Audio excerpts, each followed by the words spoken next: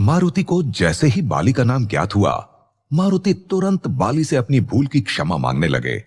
और वहीं बाली ने मन ही मन सोचा कि यह अच्छा अवसर है किष्किंधा में प्रवेश करके छल से मारुति के प्राण और सिंहासन दोनों हथियाने का। अब आगे।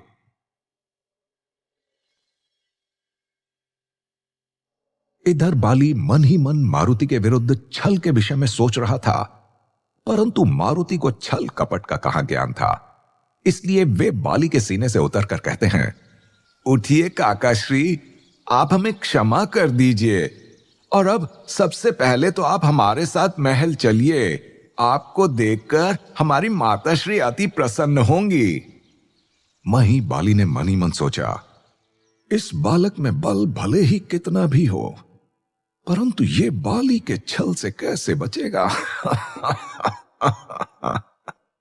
इस बच्चे को ज्ञात भी नहीं है कि इसने स्वयं अपने काल को अनजाने में ही अपने महल में आमंत्रित कर लिया है।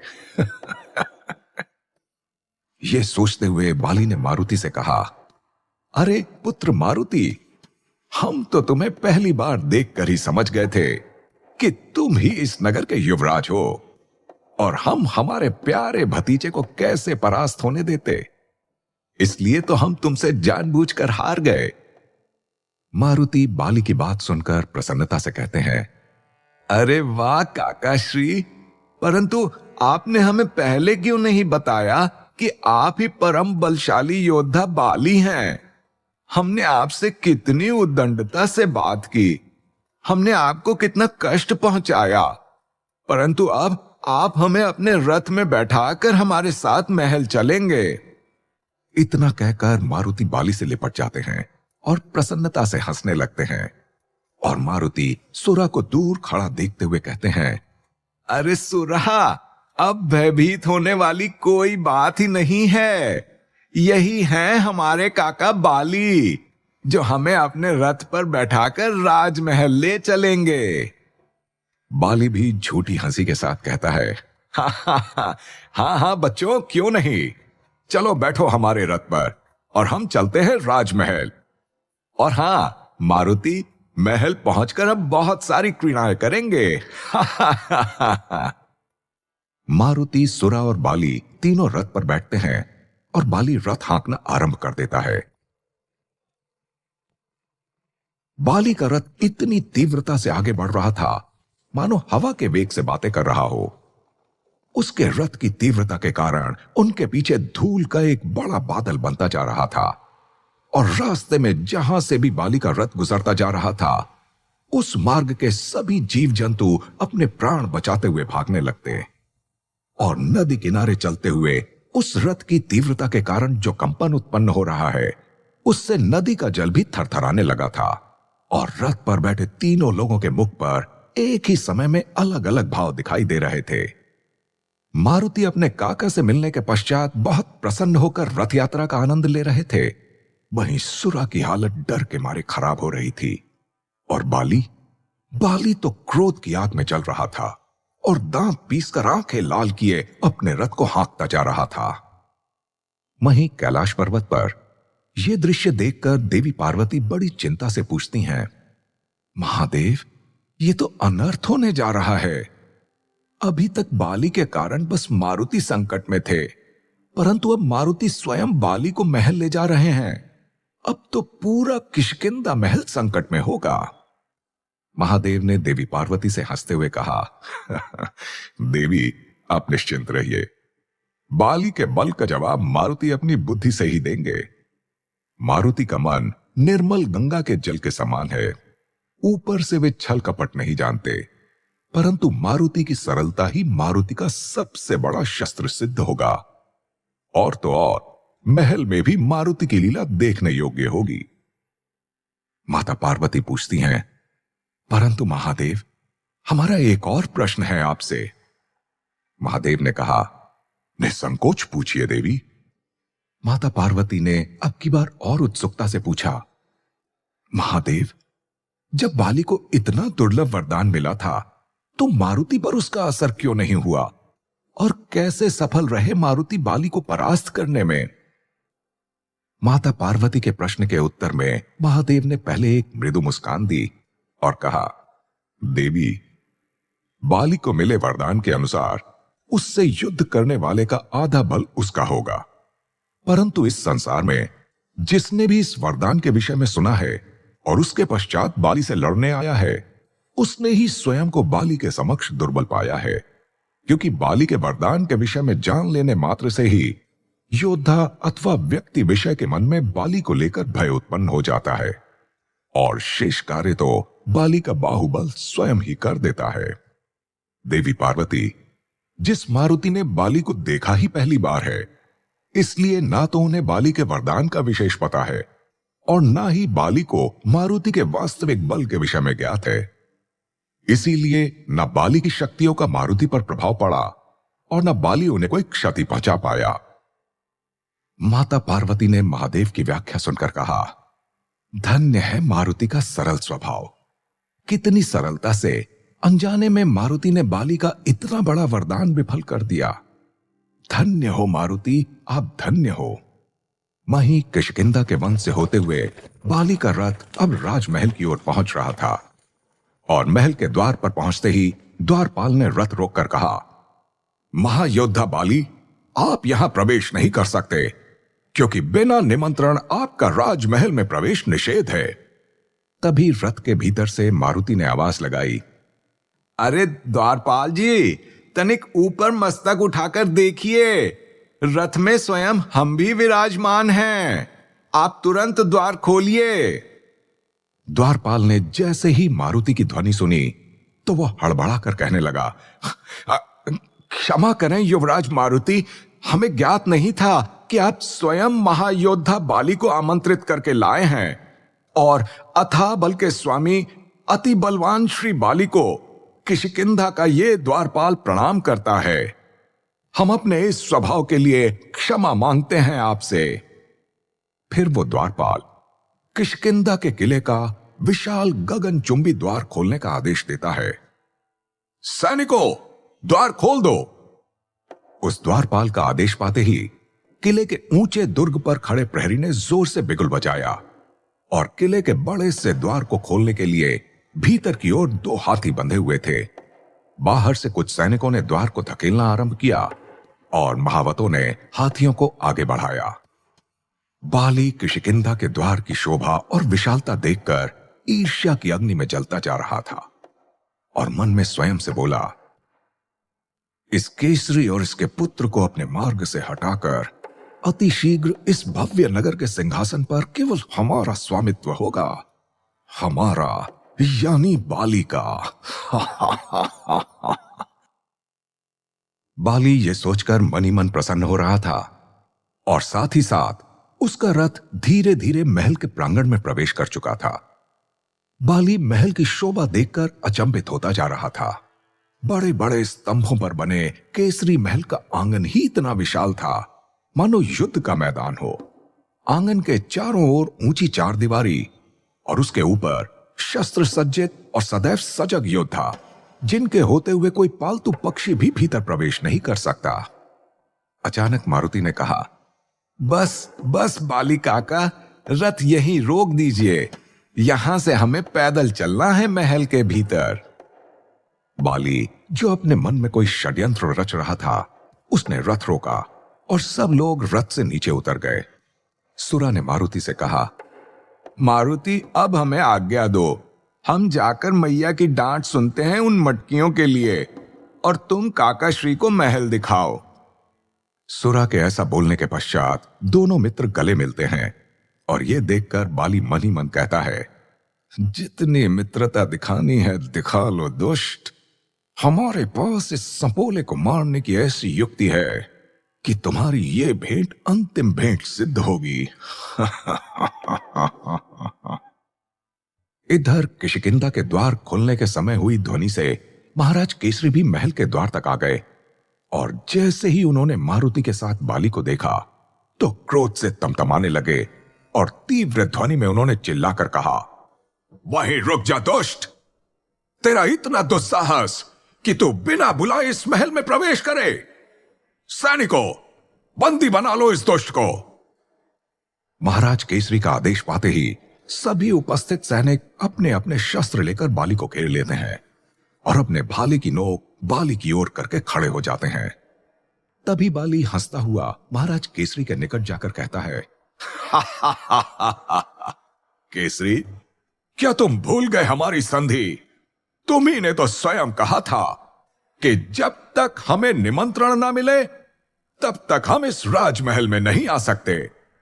परंतु तनिक अपने पुत्र से तो पूछो, जिसने हमें महल में आने को आमंत्रित किया है। तो क्या तुम अपने कुल की वचनबद्धता की नीति को तोड़ दोगे? तभी मारुति महाराज केसरी से कहते हैं, पिताश्री, ये आप क्या कर रहे हैं? हम काका बाली को अपने साथ यहां लेकर आए हैं। आप सैनिकों से कहिए कि इन्हें बंदी ना बनाएं। हमने इन्हें स्वयं महल में आने के लिए आमंत्रित किया है। बाली अपनी कुटिल मुस्कान के साथ कहता है, पुत्र मारुति, लगता है महाराज ने कदाचित हमें पहचाना नहीं था, इसीलिए हमें अपना कोई शत्रु समझ लिया। परंतु अब तुमने इन्हें बता दिया है तो महाराज निश्चय ही अपने सैनिकों को पीछे हटने को कह देंगे।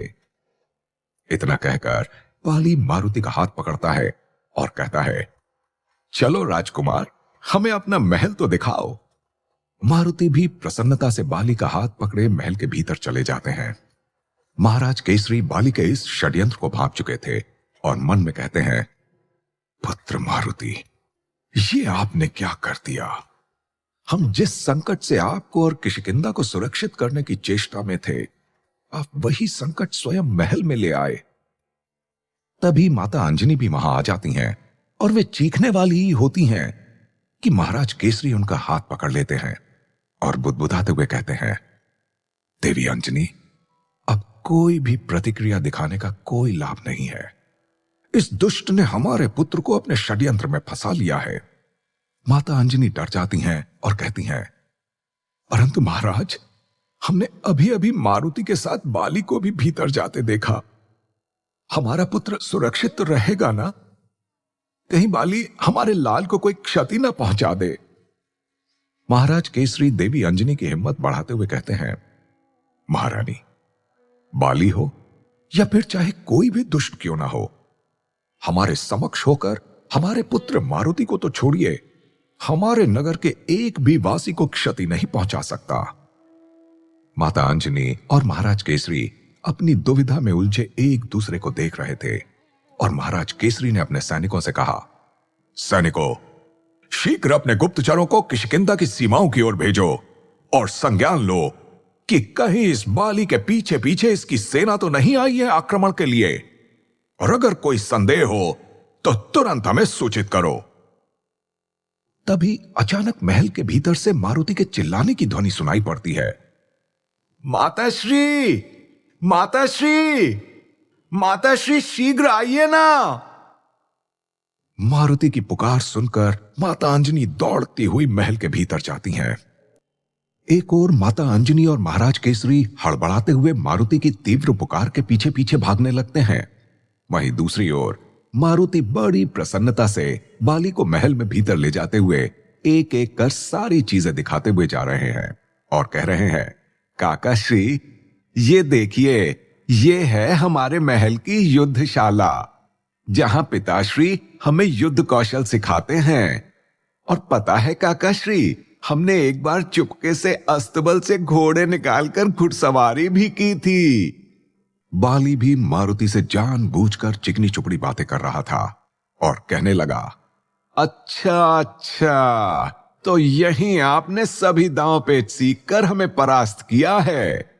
वाह मारुति, हमें पूर्ण विश्वास है कि आप भविष्य में एक कुशल राजा बनेंगे।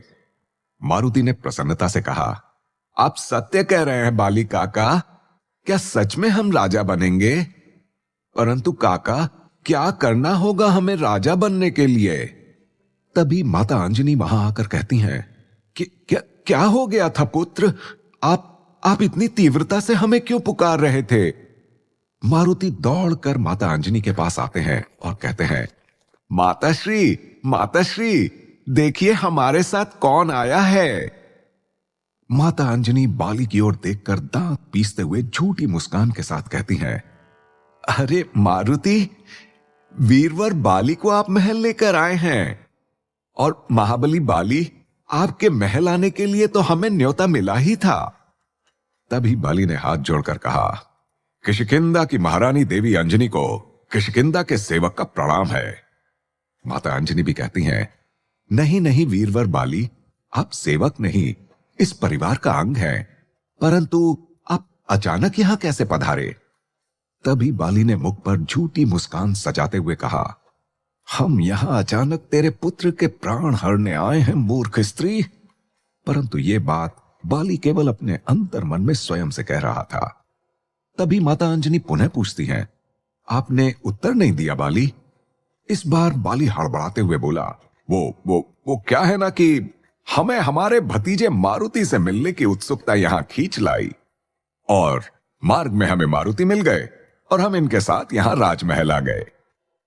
इतने में मारुति उत्सुकता में बोल पड़े, माता श्री, हम तो बाली काका के साथ युद्ध क्रीड़ा भी करने वाले हैं अभी। माता अंजनी युद्ध की बात सुनते ही डर कर कहती हैं, अच्छा मारुति, बस बहुत हो गया, ऐसे इतने बड़े योद्धा से युद्ध की बातें नहीं करते हैं, अभी आप बहुत छोटे हैं। तभी बाली कहता है, देवी अंजनी, मारुति सत्य कह रहे हैं, हमने मारुति के साथ युद्ध क्रीड़ा करने का निश्चय किया है, और आपके पुत्र दिखने में भले ही छोटे हैं, परंतु इन्होंने आज वन में हमें परास्त कर दिया था अपने युद्ध कौशल से। माता अंजनी ने अब थोड़े कड़े शब्दों में कहा, अच्छा, तो युवराज मारुति ने स्वयं आपको भी यही पट्टी पढ़ा रखी है, और मारुति, आप भी यही चाहते हैं कि हम आपकी इस बात पर विश्वास करें कि जिस योद्धा बाली को असुरों की पूरी सेना तक परास्त नहीं कर सकती, उन्हें आपने अकेले हरा दिया। नहीं मारुति, अब आप अपने मुख से युद्ध शब्द ही नहीं निकालेंगे। वहीं महाराज केसरी का क्रोध अब भी शांत नहीं हुआ था, और वे आगे बढ़कर बाली को कंधे से पकड़कर मारुति तथा देवी अंजनी से तनिक दूर ले गए, और फुसफुसाते हुए बाली से कहा, दुष्ट बाली, तेरा यहां आना हमें तनिक भी स्वीकार्य नहीं है। तू अभी के अभी निकल जा हमारे राजमहल से, इससे पहले कि हमारा क्रोध तेरी मृत्यु का कारण बने। इस पर बाली ने भयभीत स्वर में कहा, मैं तो भयभीत हो गया, मुझे क्षमा कर दीजिए महाराज केसरी। तभी अचानक से अपने स्वर में बदलाव लाते हुए बाली ने अट्टहास करते हुए कहा, क्यों, कुछ ऐसा ही कहूंगा मैं, हाँ? यही सोच रहे हो ना तुम? परंतु केसरी मेरे मित्र, इस बार तुम हमारे चक्रव्यूह में फंस गए हो, क्योंकि तुम्हारे बड़बोले पुत्र ने स्वयं हमें महल में लाकर बहुत बड़ी गलती कर दी है।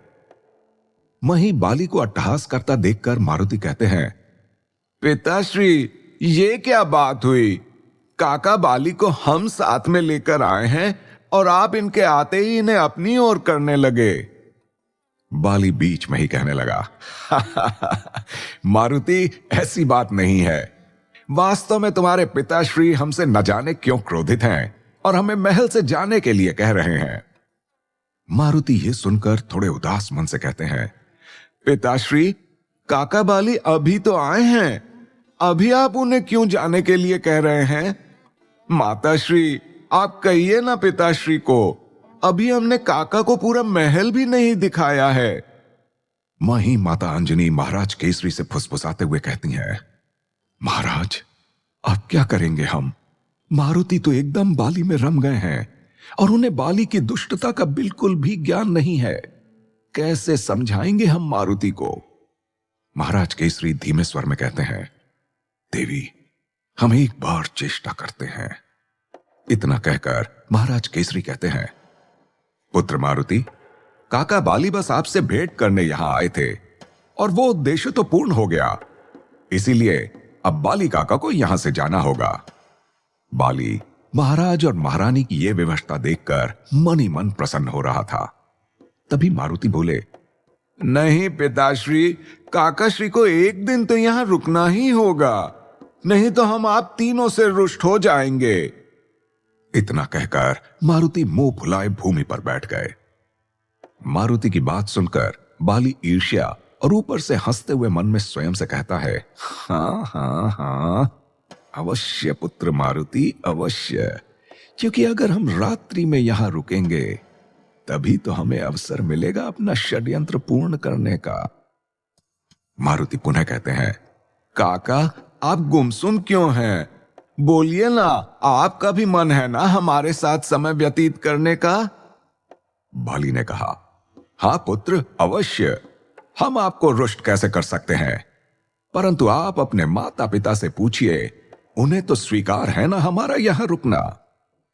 मारुति कुछ पूछ पाते इससे पहले ही माता अंजनी ने महाराज से कहा, महाराज, बाली ने तो हमें उलझा कर रख दिया। हमें तो कोई उपाय ही नहीं सूझ रहा है इस समस्या से निकलने का। महाराज केसरी ये तो समझ रहे थे कि बाली के मन में कुछ षड्यंत्र है, परंतु महाराज केसरी ने देवी अंजनी से कहा, देवी, बाली दुष्ट है ये तो हम जानते हैं, परंतु इस समय उसने मारुति को अपने वश में कर रखा है और मारुति अभी किसी की बात नहीं समझने वाले। इसलिए हमें बाली को यहां रात्रि में रुकने की आज्ञा दे देनी चाहिए और कल प्रातःकाल मारुति के जागने से पहले ही इस बाली को यहां से विदा करना होगा। माता अंजनी को भी यह सुझाव ठीक लगा और वे मारुति से बोली, ठीक है मारुति, हमने और पिताश्री ने यह निश्चय किया है कि आपके बाली काका यहां रुक सकते हैं। बाली मन ही मन प्रसन्न होता हुआ कह रहा था, बहुत अच्छे मूर्ख केसरी, तूने हमें यहां रुकने को कहकर हमारे षड्यंत्र का अगला चरण और भी सुलभ कर दिया है। मही मारुति उत्साहित होकर फुदकते हुए बोले, बाली काका चलिए हमारे साथ, हम आपको ले चलते हैं। इतना कहकर मारुति बाली का हाथ पकड़कर विश्राम कक्ष की ओर ले जाने लगते हैं। बाली और मारुति के वहां से जाने के बाद महाराज केसरी ने अपने एक दूत को बुलाकर कहा, जाकर सूचना दे दो सभी सैनिकों को कि पूरे राजमहल की सुरक्षा को बढ़ा दिया जाए और विशेषकर मारुति के कक्ष के बाहर बलवान सिपाहियों को खड़ा कर दिया जाए और बाली के विश्राम कक्ष के बाहर भी सिपाहियों को हर क्षण नजर रखने को कह दो। वहीं माता अंजनी ने महाराज केसरी से चिंतित स्वर में कहा, महाराज, अगर बाली को केवल राज्य का लोभ है तो ये हमारे राजमहल में आज रात्रि को रुकने वाला है, तो बाली हमारे पुत्र मारुति को भी आघात पहुंचा सकता है। महाराज केसरी ने एक लंबी सांस भरते हुए कहा, देवी, अगर हमने इस बात को स्वीकृति नहीं दी होती तो हो सकता है बाली कोई गुप्त षड्यंत्र करता जो कि हम कभी जान ही नहीं पाते, परंतु बाली के यहां होने से कम हम और हमारे साथ पूरी किष्किंधा की सेना सतर्क तो है और इससे स्थिति भी हमारे नियंत्रण में होगी। और इतना बोलकर महाराज अपने कक्ष में चले जाते हैं, परंतु इस समय महाराज केसरी अपने कक्ष में मूक खड़े हैं। उनके माथे पर चिंता के भाव साफ देखे जा सकते हैं। महाराज केसरी के माथे पर पसीने की बूंदें झलक रही हैं और वे चिंता में अपने हाथ मलते जा रहे हैं।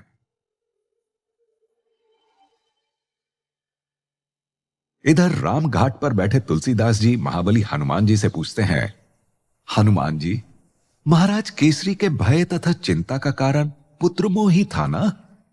हनुमान जी ने कविराज तुलसीदास की बात पूरी होने से पहले ही कहा, महाकवि, पिताश्री की चिंता का विषय अवश्य पुत्रमोह था और वो इसलिए क्योंकि उन्हें बाली की शक्तियों के विषय में पहले से ज्ञात था, परंतु बाली से उनके द्वेष का कारण कुछ और भी था। तुलसीदास जी चकित होते हुए कहते हैं, कोई और भी कारण था? और क्या कारण हो सकता है हनुमान जी? आप तनिक विस्तार से बताइए हमें। हनुमान जी ने कहा, कविराज, यह बात हमारे पिताश्री की किशोरावस्था की है, जब बाली और हमारे पिताश्री की मित्रता और बल, युद्ध कला और शौर्य की गाथाएं लोग गाते नहीं थकते थे।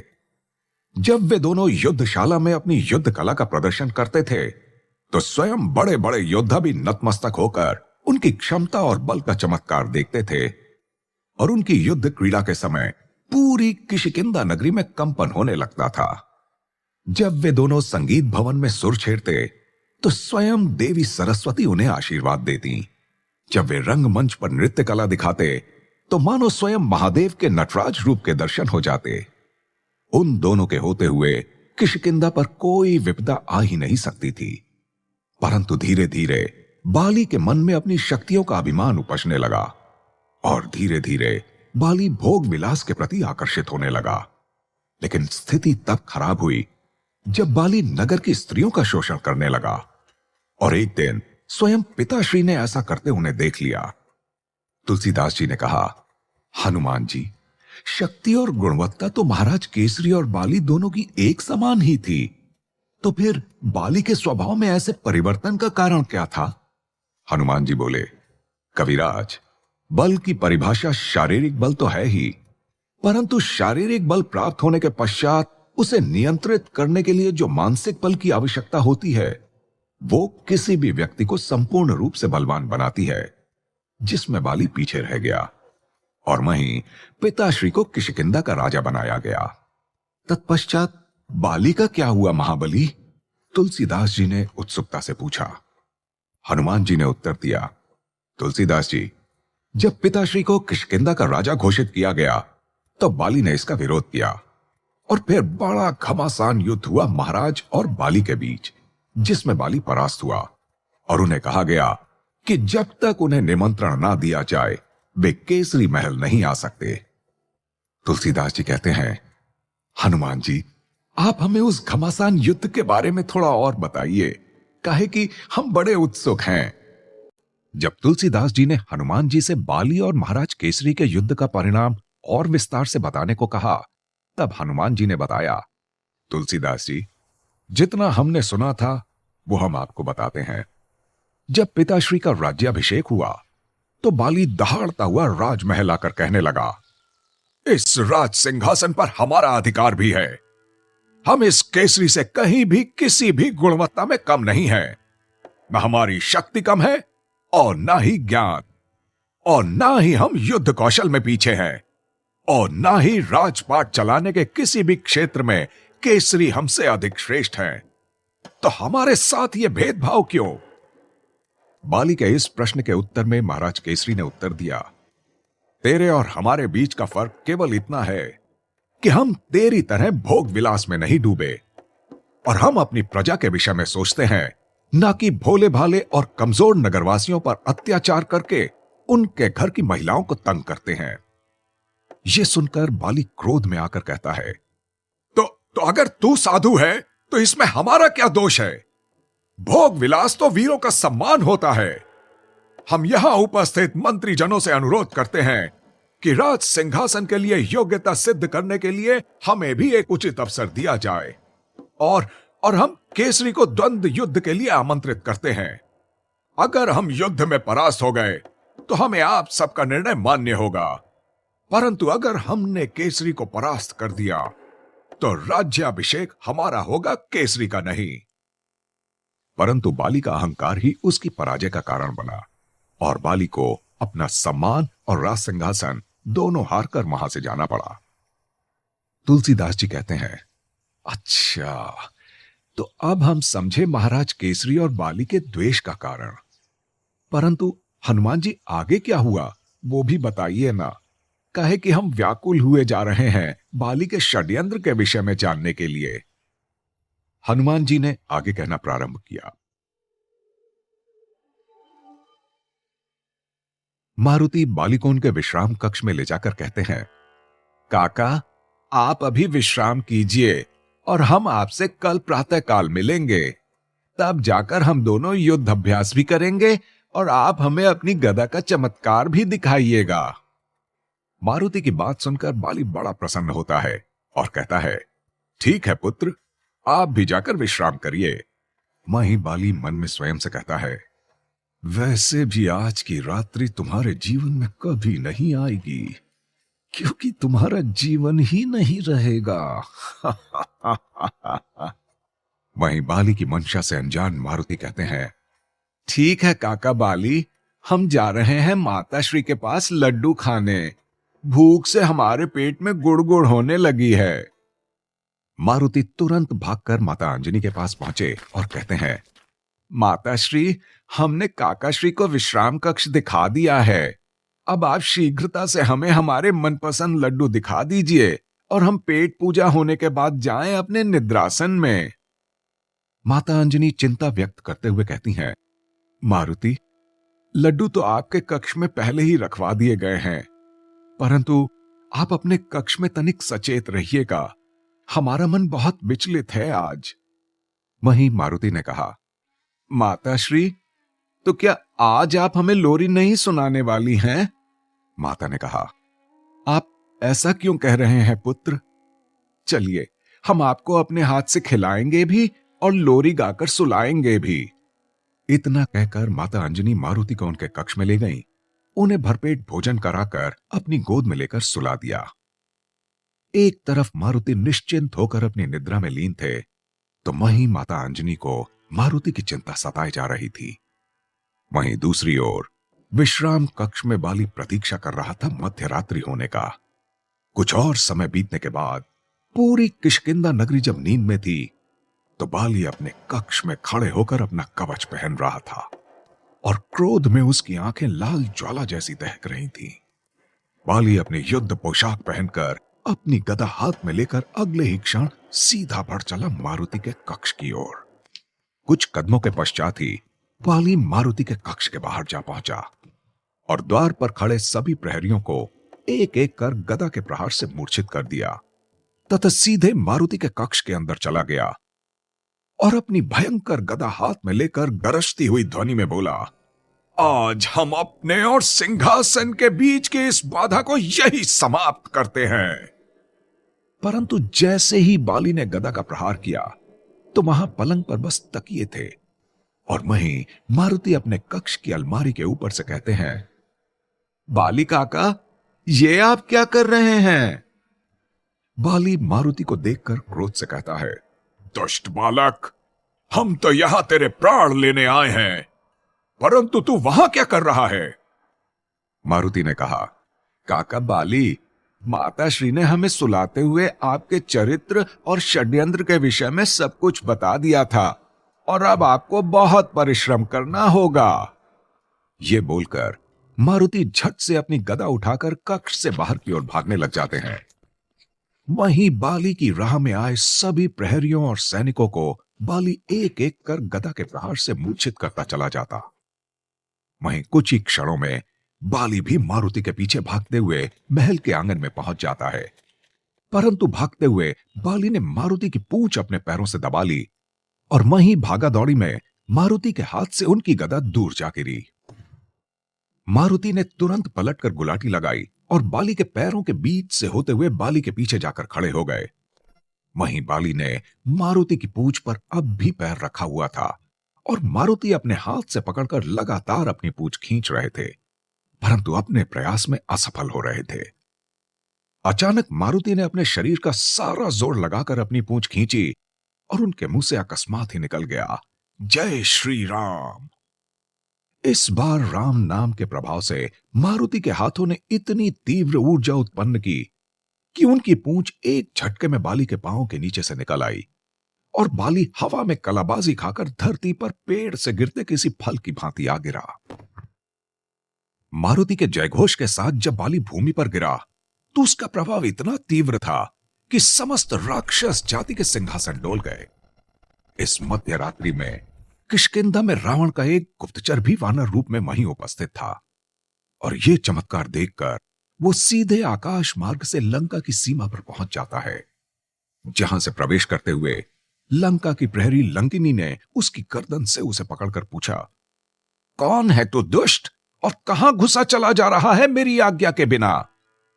उस दूत ने लंकिनी को मारुति के चमत्कार के विषय में बताया तो लंकिनी ने अपनी आंखें बंद करके ध्यान लगाया तो उसने देखा एक विशाल वानर की परछाई को समुद्र लांघते हुए और फिर सोने की लंका को धू धू कर चलते देखा। यह दृश्य देखकर लंकिनी ने समस्त सैनिकों को बुलाया और कहा, लंका के वीर असुर सैनिकों, लगता है देवताओं ने लंकेश रावण का दशानन यज्ञ भंग करने के लिए कोई षड्यंत्र रचा है और मुझे यह आभास हुआ कि कोई विशाल वानर लंका ध्वस्त करने आ रहा है। ये समस्त घटनाएं एक प्रकार से लंकिनी भविष्य में होने वाली विपदाओं को लेकर देख रही थी। उसे यह आभास हो चुका है कि लंका आने वाले समय में किसी भारी संकट में पड़ने वाली है। वहीं असुरों के सेनापति दुष्टासुर ने दहाड़ते हुए कहा, राजप्रहरी लंकिनी, अगर ऐसा है तो क्यों ना हम समस्त वानर प्रजाति ही समाप्त कर दें। लंकिनी ने रौद्र स्वर में कहा, उचित सुझाव दिया तुमने दुष्टासुर। तुम शीघ्र अपने असुरों के साथ किष्किंधा की ओर बढ़ो और सर्वनाश कर दो सभी वानरों का। यहां किष्किंधा में मारुति ने चपलता दिखाते हुए उछलकर अपनी गदा उठाई और लगातार बाली के सीने पर एक के बाद एक प्रहार करने लगे। 7-8 प्रहारों के पश्चात बाली स्वयं कहने लगा, क्षमा कर दो हमें मारुति, हम अपनी पराजय स्वीकार करते हैं। तत्पश्चात मारुति कहते हैं, क्यों काका बाली, अब तो आपको खाली हाथ बहुत दूर जाना है, तो आप भोजन करके जाएंगे अथवा दोहरी पराजय ने आपका पेट भर दिया है। मारुति की बात सुनकर बाली बहुत क्रोधित होता है तथा क्रोध से नथुने फुलाता हुआ मारुति से दांत पीसकर कहता है, बच्चे, इस बार तो तूने उस दिव्य मंत्र से स्वयं को बचा लिया, परंतु एक ना एक दिन हम किष्किंधा के सिंहासन पर अवश्य बैठेंगे। गांठ बांध ले हमारी ये बात। इतना कहकर बाली उठा और अपने हाथ झटकता हुआ महल से बाहर निकलकर अपने निवास की ओर चल दिया। बाली के जाने के बाद मारुति मन में सोच रहे होते हैं, क्यों हर बार संकट में एक ही नाम हमारे मुख से निकल रहा है? क्या है इस राम नाम का रहस्य? कैलाश पर्वत पर माता पार्वती ने भी महादेव से पूछा, महादेव, जो प्रश्न मारुति के मन में है वही प्रश्न हम भी आपसे पूछना चाहते हैं कि मारुति के मुख से हर बार प्रभु राम का नाम निकलना कोई संयोग तो कदापि नहीं हो सकता। क्या कारण है इन घटनाओं का, और मारुति के मुख से निकले उस नाम का प्रभाव इतना भीषण क्यों हो रहा है? महादेव ने कहा, देवी, मारुति के साथ हो रही इन घटनाओं में ही उनके पूछे गए प्रश्न का उत्तर है।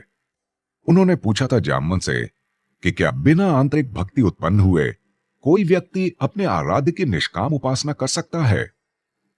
इसीलिए भगवान विष्णु ने मारुति के मन में भक्ति का दीप प्रज्वलित कर दिया है, और ये मारुति की ही अनजाने में की गई उपासना का प्रभाव है। और ये प्रभाव तब तक तीव्र होता रहेगा जब तक मारुति के भीतर स्वतः श्री राम नाम के प्रति प्रेम उत्पन्न नहीं हो जाता। माता पार्वती कहती हैं, तो महादेव, क्या मारुति के साथ ऐसी संकट भरी घटनाएं निरंतर होती रहेंगी? महादेव ने कहा, देवी, हमारा तात्पर्य केवल संकट से नहीं है, कुछ चमत्कारों से है, कुछ अद्भुत लीलाओं से है, जिनके होने से मारुति धीरे धीरे भक्ति के मार्ग पर चल पड़ेंगे। इधर धरती लोक पर मारुति अपने हाथ पैरों से धूल मिट्टी झाड़कर कहते हैं, ये मध्य रात्रि में भी हमें बाली काका के लालच के कारण युद्ध करना पड़ा, परंतु अब हमें बहुत तीव्र निद्रा आ रही है, हम चले पुनः सोने। और फिर मारुति अपने कक्ष में जाकर गहरी निद्रा में सो जाते हैं। वहीं किष्किंधा के घोर अंधकार भरे सन्नाटे के बीच बह रही नदी को पार करके दुष्टासुर और उसके साथी किष्किंधा महल की ओर बढ़ रहे थे, और महल के निकट पहुंचकर दुष्टासुर ने अपने बाकी असुरों को रोककर अपनी कर्कश ध्वनि में कहा, सुनो मेरे वीर सैनिकों, यही है किष्किंधा नगरी जहां वानर रहते हैं। आज की रात इस नगर के लोगों की अंतिम रात होनी चाहिए, और हम आरंभ इसी महल से करेंगे। जिसने भी लंका की सीमा पर बुरी दृष्टि डाली है, आज उसका अंत सुनिश्चित है। हमें भी बहुत समय हो गया है किसी छोटे बच्चे का हृदय भक्षण किए हुए। आज जी भर के कच्चा मांस खाने को मिलेगा। हा हा हा हा हा। फैल जाओ पूरे नगर में। इधर मारुति अपने कक्ष में गहरी नींद में सो रहे थे, और मध्य रात्रि में उनके मुख से नींद में ही राम राम की ध्वनि निकलने लगी। मारुति के मुख से निकले शब्दों की सकारात्मक ऊर्जा असुरों के पूरे समूह को कष्ट देने लगी। राम का नाम सुनकर सभी असुर अपने कान बंद करने लगे। दुष्टासुर पीड़ा के मारे कराहने लगा, इतनी घनघोर रात्रि में कौन मूर्ख तपस्या करने बैठा है, और कौन सा मंत्र है ये जिसके उच्चारण मात्र से ही हमारी हृदय गति रुकने लगी है। दुष्टासुर कहता है, असुरों, चलो चारों दिशाओं में फैलकर खोजो इस ध्वनि का स्रोत और समाप्त कर दो उसे। सारे असुर ध्वनि की दिशा में महल की ओर बढ़ने लगे, और इधर मारुति के मुख से निकल रहे राम नाम के जाप से जिन कमल के फूलों ने अपनी पंखुड़ियों में भंवरों को बंद कर रखा था, वो मध्य रात्रि में ही खिल गई और सभी भंवरे राम नाम का रसपान करने मारुति के कक्ष में जा पहुंचे। देखते ही देखते राम धुनि में मग्न भंवरों ने मारुति के शरीर को पूर्ण रूप से आच्छादित कर लिया। तभी दुष्टासुर वहां कुछ असुरों के साथ पहुंचा और उसने देखा कि कोई भंवरों की चादर ओढ़े पलंग पर लेटा है और वहीं से राम नाम का स्वर फूट रहा है। तभी एक असुर ने कहा, लगता है ये कोई मायावी है जो अपनी माया से भंवरों के बीच लिप्त होकर तपस्या में लीन है। असुरों, समाप्त कर दो इसकी श्वास धारा, काट दो इसकी गर्दन और बंद करवाओ इस मंत्र का जाप, नहीं तो इसे सुन सुनकर हमारा कान फटा जा रहा है। जैसे ही असुरों ने राम नाम का जाप बंद करवाने की बात की, अचानक से सभी भंवरे उन पर टूट पड़े और उन्हें काटने लगे। भंवरों ने असुरों को किष्किंधा की सीमा के पार तक खदेड़ दिया और इस भगदड़ की ध्वनि से मारुति की नींद खुल गई। इधर सभी असुर एक स्थान पर जमा होकर कहते हैं, सेनापति दुष्टासुर, लगता है ये राम नाम का मंत्र कोई मायावी मंत्र है जो हमें अपना कार्य संपूर्ण नहीं करने देगा। दुष्टासुर ने भी पीड़ित स्वर में कहा, हाँ, तुम सब ठीक कहते हो। मेरी तो हृदय गति रुकती सी प्रतीत हो रही है इस मंत्र से। चलो वापस लंका चलते हैं। अब लंकिनी ही बताएंगी कि इस समस्या का निवारण हमें कैसे करना है। मारुति की नींद भंग होने के पश्चात जब वे पलंग से नीचे उतरते हैं तो देखते हैं कि भूमि पर भंवरे राम के नाम की आकृति में बैठे थे, जिसे देखकर मारुति मन में स्वयं से कहते हैं, हे भोलेनाथ, ये क्या हो रहा है हमारे साथ? क्यों हमें बारंबार आपके बताए नाम का संकेत मिल रहा है? क्या बताना चाहते हैं आप हमें? क्या सच में ये नाम हमारी शक्तियों का कारण है? क्यों हमारे मुख से हर संकट की घड़ी में ये नाम स्वतः ही निकल जाता है? महादेव से इतने प्रश्न करने के पश्चात भी जब मारुति को कोई उत्तर नहीं मिला तो मारुति व्याकुल होकर अपने कक्ष से बाहर निकले और सीधे अपने महल के शिवालय में जाकर भोलेनाथ के शिवलिंग के समक्ष बैठ गए और इधर उधर देखते हुए उन्हें मंदिर में रखा दूध का कलश दिखाई दिया। तब तक मध्य रात्रि बीतकर ब्रह्म मुहूर्त प्रारंभ हो गया था।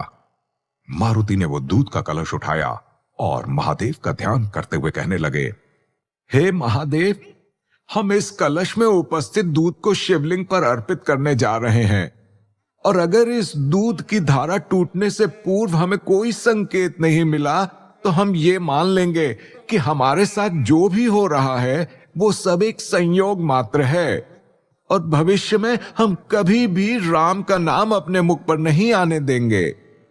ये कहकर मारुति ने दूध का कलश उठाया और महादेव का अभिषेक करना आरंभ कर दिया। कैलाश पर्वत पर माता पार्वती महादेव से कहती हैं, महादेव, मारुति ने तो आपको बाधित कर दिया अपने संकल्प में। अगर उन्हें अपना उत्तर नहीं मिला तो भगवान विष्णु की लीला धरी की धरी रह जाएगी। महादेव ने उत्तर दिया, देवी, मारुति ने भले ही हमें पुकारा हो, लेकिन उनके मन में जाने अनजाने ध्यान भगवान राम के नाम का ही है और अब जो करना है वो भगवान विष्णु स्वयं ही करेंगे तथा आज समस्त किष्किंधा देखेगी प्रभु राम के नाम का प्रताप। महादेव के इसी कथन के साथ मारुति के दूध के कलश से राम नाम के प्रताप के कारण दूध की अखंड धारा बह चलती है और धीरे धीरे शिवालय में दूध भरने लगता है। कुछ देर बीतने पर मारुति स्वतः ही श्री राम के ध्यान में डूब जाते हैं। धीरे धीरे दूध की धार तीव्र होती चली जाती है और अब तो दूध शिवालय से बहकर बाहर आने लगा और अब दूध पूरे महल में भी रिसने लगा तथा पूरा महल घुटने भर दूध में डूब गया।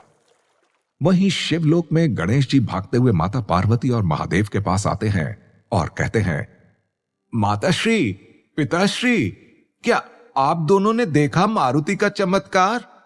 देखिए ना, कैसे मारुति की पूजा ने एक छोटे से पीतल के कलश से दूध की नदी उत्पन्न कर दी है। परंतु माताश्री, ये नदी तो धीरे धीरे विकराल रूप धारण करती जा रही है। सच में मारुति की भक्ति से निकली धारा ने अब एक विकराल नदी का रूप धारण कर लिया है और किष्किंधा की गलियों में बहने लगी है। प्रातःकाल सभी नगरवासी अपने घरों से निकलते हैं तो इस दृश्य को देखकर दंग रह जाते हैं। सभी बच्चे तो प्रसन्नता से झूम रहे हैं, लेकिन किष्किंधावासी अत्यंत चिंतित हैं और चारों तरफ भगदड़ का माहौल हो गया है। लोग यहां से वहां भागने लगते हैं। कैलाश पर्वत पर महादेव और माता पार्वती ये सब देख रहे हैं और माता पार्वती कहती हैं, महादेव, मारुति की ये लीला हमारी समझ में नहीं आई। आखिर इस लीला के माध्यम से क्या सिद्ध होगा? महादेव ने मुस्कुराते हुए कहा, देवी, ये लीला संकेत है कि अब हमें जाकर मारुति को बताना होगा कि उनके आराध्य श्री राम का जन्म लेना कितना आवश्यक है धरती पर। देवी पार्वती ने कहा, परंतु महादेव, तनिक मारुति पर भी दृष्टि डालिए। दूध के प्रवाह से वे लगभग नाक तक डूब चुके हैं और अब उनके भी प्राण संकट में हैं। एक और माता पार्वती चिंतित हैं, वहीं इन सब बातों से अनभिज्ञ मारुति अब भी महल के शिवालय में अपने अडिग संकल्प को पूरा करने में लीन है। उन्हें तो इस विकट समस्या का कोई ज्ञान ही नहीं है। तभी मारुति को अंदेशा होता है कि वे बहुत देर से कलश लेकर खड़े हैं। जब मारुति अपने नेत्र खोलकर आसपास का दृश्य देखते हैं तो स्वयं से कहते हैं, हे महादेव, ये कैसी लीला है? हम इतनी देर से यहां खड़े हैं और इतने छोटे से पात्र से इतना अधिक दूध कैसे बह रहा है? महादेव, अगर आप पुनः हमारी परीक्षा ले रहे हैं तो ठीक है, हम अपने संकल्प से नहीं हटेंगे और आपकी ये परीक्षा भी पार कर जाएंगे, परंतु बिना उत्तर लिए हम यहां से नहीं हटेंगे। वहीं महल में फैले इस तांडव से चिंतित माता अंजनी महाराज से कहती हैं, हे महाराज, ये दूध पूर्व की ओर से महल में भर रहा है और पूर्व दिशा में तो शिवालय है। अगले ही क्षण माता अंजनी दौड़ते हुए मंदिर की ओर जाती हैं। तब तक महल के सभी सदस्य वहां पहुंच चुके होते हैं। माता अंजनी और महाराज केसरी मंदिर का द्वार बाहर से खोलने का प्रयत्न करते हैं, परंतु द्वार खोलने में सक्षम नहीं हो पाते। तब माता अंजनी समस्या का पता लगाने के लिए द्वार में बने सुराख से झांक कर देखती हैं तो उन्हें ज्ञात होता है कि मारुति मंदिर के भीतर दूध में पूरी तरह से डूबे हुए हैं। तो माता अंजनी विलाप करते हुए कहती हैं, हे महादेव, हमारे मारुति की रक्षा करना। महाराज, हमारा मारुति अंदर ही है, कुछ करिए और हमारे पुत्र को यहां से शीघ्र बाहर निकालिए। वहीं कैलाश पर माता पार्वती कहती हैं, हे भोलेनाथ, अब मारुति को लेकर हमारी चिंता बढ़ती ही जा रही है। आप शीघ्र कोई निवारण करिए इसका, हमारा तो हृदय बैठा जा रहा है। महादेव ने मुस्कुराते हुए कहा, देवी पार्वती, मारुति पर पड़े संकट निवारण तो केवल प्रभु राम के नाम से ही दूर हो सकता है। माता पार्वती कहती हैं, ये कैसे संभव है महादेव? ये संकट उत्पन्न भी उन्हीं के नाम से हुआ है और समाप्त भी उन्हीं के नाम से होगा, परंतु कैसे? महादेव ने बिना कुछ उत्तर दिए आसन जमाया, नेत्र बंद किए, ध्यान लगाया और फिर उन्होंने स्वयं भी श्री राम नाम का जाप प्रारंभ कर दिया। जय श्री राम, जय श्री राम। जैसे ही महादेव ने राम नाम जपना आरंभ किया, वैसे ही शिव जी के अंश यानी मारुति के समीप जितना भी दूध बह रहा था, वो सारा दूध स्वतः ही महादेव के मस्तक पर बरसने लगा और समस्त देवतागण ने एक अद्भुत एवं अलौकिक दृश्य देखा कि कैसे धरती लोक पर शिवलिंग के निकट बह रहे दूध से शिवलोक में बैठे महादेव का अभिषेक हो रहा है और साथ ही साथ सबको दिखी राम नाम की महिमा, जिसके कारण दूध की बहती नदी को धरती से सीधे शिवलोक की यात्रा करनी पड़ी। इधर महल में मंदिर का द्वार पीट पीट कर सब लोग थक गए। तब जाकर मारुति को महादेव ने प्रकट होकर दिव्य ध्वनि से सूचित किया और बोले, आंखें खोलिए मारुति, आपकी माता आपको पुकार रही हैं। जाइए, मंदिर का द्वार खोलकर उनकी व्याकुलता शांत करिए। मारुति ने महादेव को देखा तो साष्टांग दंडवत नमस्कार करके बोले, प्रणाम महादेव। महादेव आशीर्वाद देते हुए कहते हैं, चिरंजीवी भव वत्स। देखिए, आपके संकल्प की शक्ति से हम चले आए आपके पास। अब जाकर बाहर अपनी माता और बाकी लोगों की चिंता दूर करिए, वे सभी अत्यंत चिंतित हैं आपके लिए। महादेव की बात सुनकर मारुति ने कहा, महादेव, बाहर तो हम अवश्य जाएंगे, परंतु हमें पहले इस बात का उत्तर दीजिए कि पिछले कुछ दिनों से हमारे साथ जो भी घटित हो रहा है उसका कारण क्या है, और आज जो भी हुआ वो क्या था। क्यों हमारे मुख से स्वतः ही आपके द्वारा बताया गया राम नाम फूट पड़ता है, और ऐसा होते ही कुछ न कुछ चमत्कार हो जाता है। कृपया हमारी शंका दूर करिए भोलेनाथ। मारुति की बात सुनकर शिव जी कहते हैं, वत्स मारुति, आपके साथ हो रही समस्त घटनाएं इस बात की ओर संकेत दे रही हैं कि आपको आपके जन्म का उद्देश्य बता दिया जाए, और जो चमत्कारी घटनाएं राम का नाम लेने से हुई हैं वो इस बात का संकेत है कि धीरे धीरे श्री राम के धरती पर अवतार लेने का समय निकट आ रहा है। वे बहुत शीघ्र ही धरती पर अवतार लेने वाले हैं।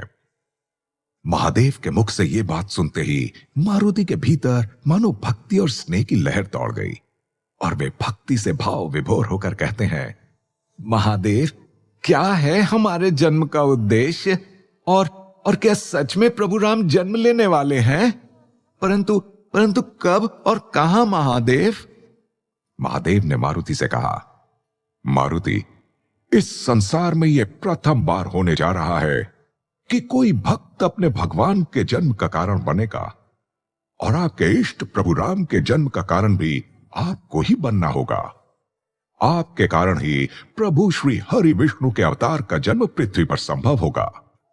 यह सुनकर मारुति प्रसन्नता से फूले नहीं समा रहे थे, और महादेव से पूछते हैं, महादेव, परंतु ये कैसे संभव होगा?